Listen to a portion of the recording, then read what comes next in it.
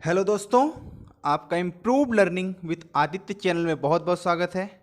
आज है 26 जून और 26 जून से रिलेटेड करंट अफेयर्स के जितने भी क्वेश्चन हैं वो मैं आप लोगों के सामने लेके आया हूं। तो अगर ये वीडियो आपको पसंद आती है तो इसे लाइक करके अपने दोस्तों में शेयर कीजिएगा और अगर आप लोग चैनल पर नए हैं तो इसे सब्सक्राइब करके बेल नोटिफिकेशन ऑन कर लीजिएगा। अगर आपको वीडियो पसंद आती है तो प्लीज़ इसे लाइक ज़रूर कीजिए। चलिए चलते हैं आज के पहले क्वेश्चन की तरफ। हमारा पहला क्वेश्चन है कि भाई चीन अपने हथियारों की बिक्री को विनियमित करने के लिए किस संगठन में शामिल होने जा रहा है। तो दोस्तों, चीन अपने हथियारों की बिक्री को विनियमित करने के लिए अभी संयुक्त राष्ट्र शस्त्र व्यापार जो संधि है उसमें शामिल होने जा रहा है। अभी हाल ही में अमेरिका इस संधि से बाहर हो गया है, तो आपको इस संधि के बारे में थोड़ा सा बता देते हैं। दोस्तों, शस्त्र व्यापार संधि एक बहुपक्षीय समझौता है जो परंपरागत हथियारों की अंतर्राष्ट्रीय व्यापार का नियमन करता है। ठीक है, उसके लिए कुछ रूल रेगुलेशन बनाया है। ऐसा अनुमान लगाया गया है कि हथियारों का वर्तमान में अंतर्राष्ट्रीय व्यापार $70 बिलियन से भी अधिक हो गया है। बात करें इस शस्त्र व्यापार संधि में देशों की, तो अब तक 130 देशों ने इस संधि पर हस्ताक्षर किए हैं और यह संधि 24 दिसंबर 2014 से अमेरिकी राष्ट्रपति बराक ओबामा के कार्यकाल में लागू की गई थी। अब दोस्तों, इसके पूरे नाम की बात करें तो इसका पूरा नाम है यूनाइटेड नेशंस शस्त्र व्यापार संधि। तो हम यूनाइटेड नेशंस के बारे में थोड़ा सा जान लेते हैं।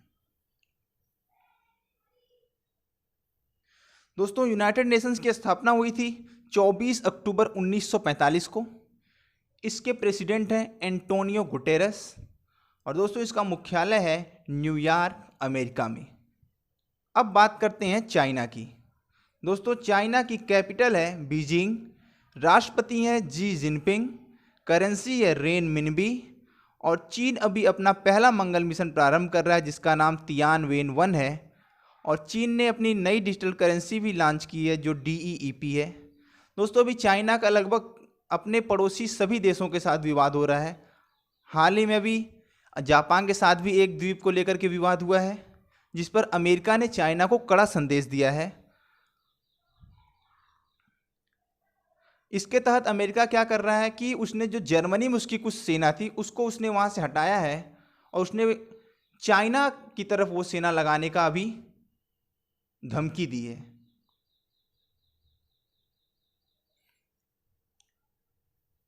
दोस्तों, हमारा अगला क्वेश्चन है कि भारत ने फिलिस्तीन शरणार्थियों के लिए कितने मिलियन अमेरिकी डॉलर देने का फैसला किया है। तो दोस्तों, अभी भारत ने फिलिस्तीन शरणार्थियों के लिए 10 मिलियन अमेरिकी डॉलर देने का फैसला किया है।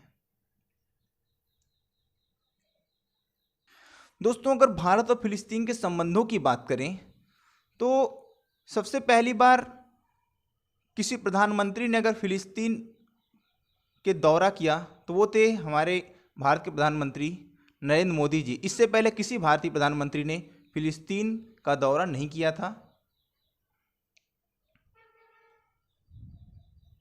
अगर बात करें फिलिस्तीन की तो फिलिस्तीन की कैपिटल है रामल्ला और इसकी पहले कैपिटल थी यरूशलेम जब फिलिस्तीन और इजराइल एक ही थे।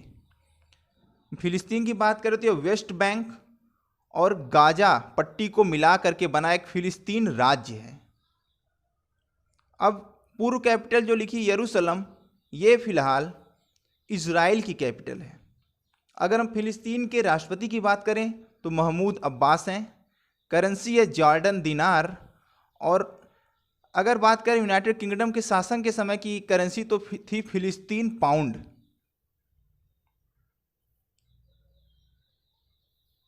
हमारा अगला क्वेश्चन है कि अभी किस राज्य में गरीबों के लिए इंदिरा रसोई योजना प्रारंभ की जाएगी। तो दोस्तों, अभी राजस्थान राज्य में इंदिरा रसोई योजना प्रारंभ की जाएगी। तो इस योजना के बारे में थोड़ा सा बता देते हैं।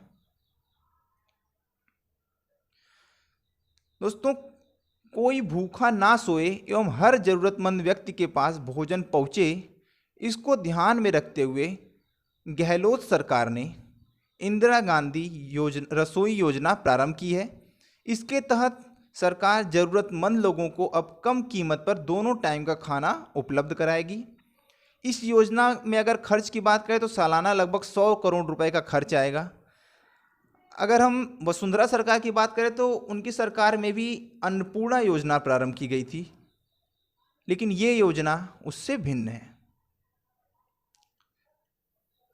अब राजस्थान की बात करें तो राजस्थान की कैपिटल है जयपुर। मुख्यमंत्री हैं अशोक गहलोत, राज्यपाल हैं कलराज मिश्र, उच्च न्यायालय में मुख्य न्यायाधीश की नियुक्ति हुई है, उनका नाम है इंद्रजीत मोहंती। अभी राजस्थान में हाल ही में स्माइल ई लर्निंग प्लेटफॉर्म की शुरुआत हुई है।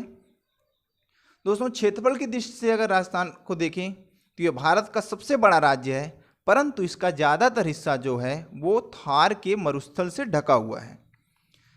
राजस्थान को राजाओं की भूमि भी कहते हैं और राजस्थान राज्य का गठन हुआ था 30 मार्च 1949 को। राजस्थान के साथ सीमा बनाने वाले भारतीय कुछ राज्य हैं गुजरात, मध्य प्रदेश, उत्तर प्रदेश, हरियाणा तथा पंजाब। राजस्थान की जो कैपिटल है पिंक जयपुर, उसे पिंक सिटी के नाम से भी जाना जाता है। दोस्तों, माउंट आबू राजस्थान में स्थित है और भारत की एकमात्र खारे पानी वाली जो नदी है लूनी, वो भी राजस्थान से होकर बहती है। दुनिया की सबसे शानदार और लग्जरियस ट्रेन की बात करें तो उसमें से एक है पैलेस ऑन व्हील, वो भी राजस्थान से बनके चलती है। हमारा अगला क्वेश्चन है कि अभी किस राज्य सरकार द्वारा बिजली विभाग के कर्मचारियों को 30 लाख रुपए अनुदान बीमा कवच के रूप में देने की घोषणा की गई है। तो दोस्तों, अभी महाराष्ट्र गवर्नमेंट द्वारा विद्युत विभाग के कर्मचारियों को 30 लाख रुपए का बीमा कवर देने की घोषणा की गई है। इसमें क्या होगा कि अगर कोरोना वायरस की वजह से किसी भी विद्युत कर्मचारी की अगर मृत्यु होती है तो उसे बीमा कवर के रूप में 30 लाख रुपए उसके परिजन को दिए जाएंगे। इससे पहले भी महाराष्ट्र गवर्नमेंट ने डॉक्टरों के लिए, महाराष्ट्र के डॉक्टरों के लिए 50 लाख रुपए का बीमा कवर की घोषणा की थी। अब बात करते हैं महाराष्ट्र की।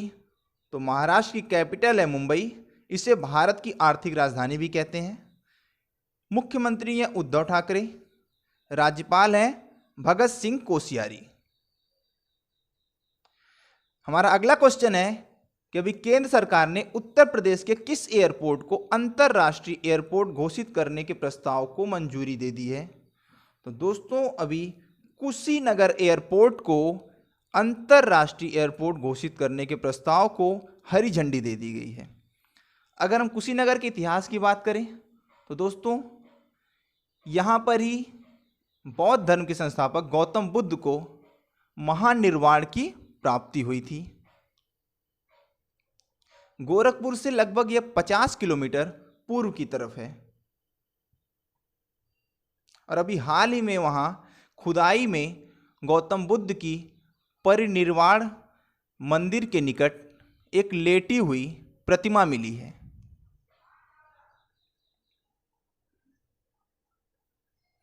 अब बात करते हैं उत्तर प्रदेश की। तो दोस्तों, उत्तर प्रदेश की कैपिटल है लखनऊ, मुख्यमंत्री हैं योगी आदित्यनाथ, राज्यपाल हैं आनंदीबेन पटेल। जनसंख्या की दृष्टि से बात करें तो उत्तर प्रदेश भारत का सबसे बड़ा राज्य है। उत्तर प्रदेश से सीमा बनाने वाले जो राज्य हैं वो हैं बिहार, झारखंड, मध्य प्रदेश, छत्तीसगढ़, उत्तराखंड, हरियाणा, राजस्थान और हिमाचल प्रदेश।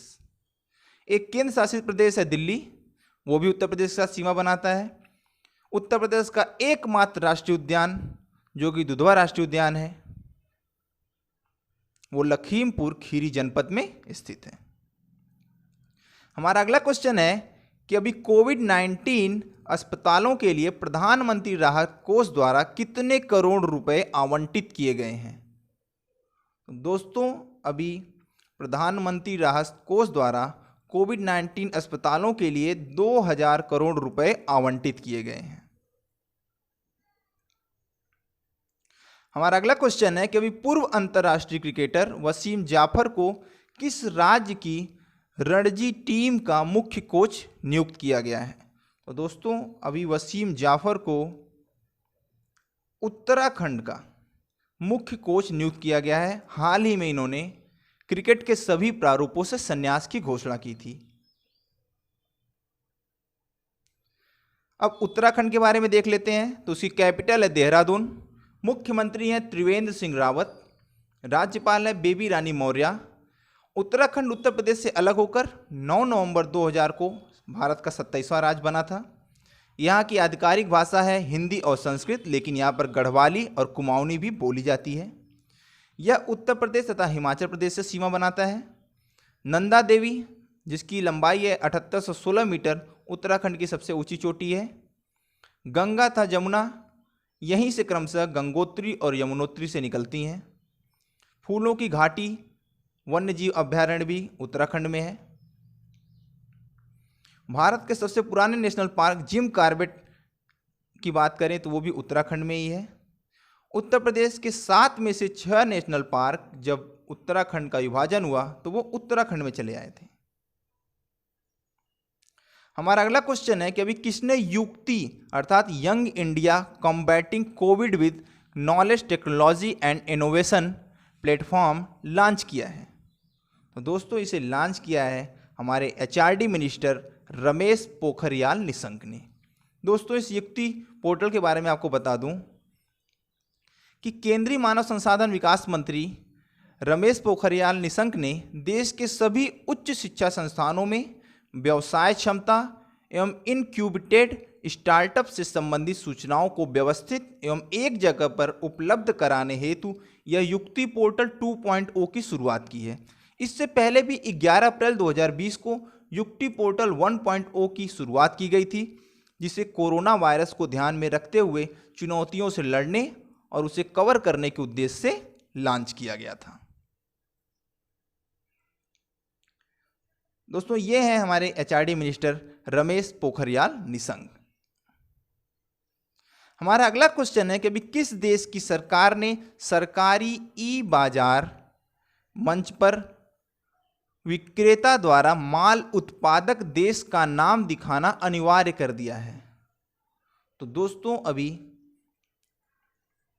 भारत की सरकार ने सरकारी ई बाजार मंच पर विक्रेता द्वारा माल उत्पादक देश का नाम दिखाना अनिवार्य कर दिया है। और दोस्तों हम बात कर लेते हैं सरकारी ई बाजार मंच की, ये क्या है? तो दोस्तों इसका मंत्रालय वाणिज्य मंत्रालय के पास है। इसके सचिव हैं डॉक्टर अनूप वधावन। CEO की बात करें तो श्री तल्लीन कुमार हैं। उद्देश्य इसका है सरकारी विभागों द्वारा ऑनलाइन खरीद में पारदर्शिता एवं डिजिटल भारत को प्रोत्साहन।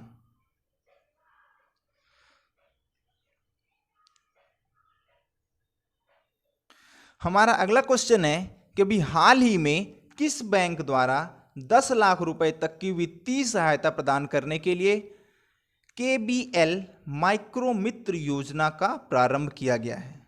तो दोस्तों अभी कर्नाटक बैंक द्वारा KBL माइक्रो मित्र सुविधा प्रारंभ की गई है। तो हम पहले इस KBL माइक्रो मित्र सुविधा के बारे में जान लेते हैं।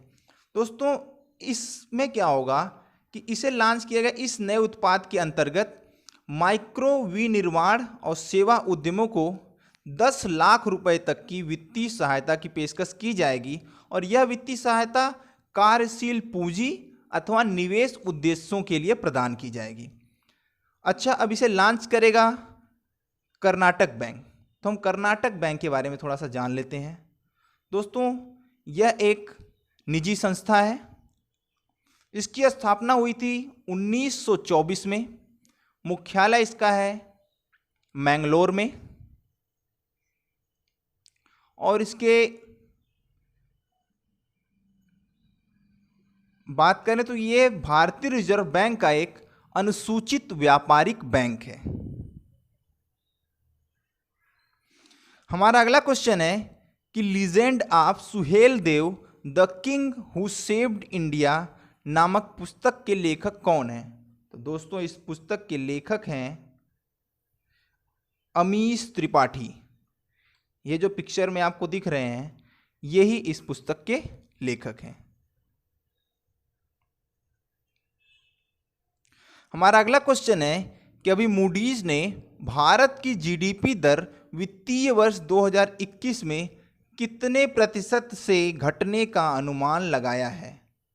तो दोस्तों अभी मूडीज ने भारत की जीडीपी दर 3.1% से घटने का अनुमान लगाया है। अब हम बात कर लेते हैं मूडीज की।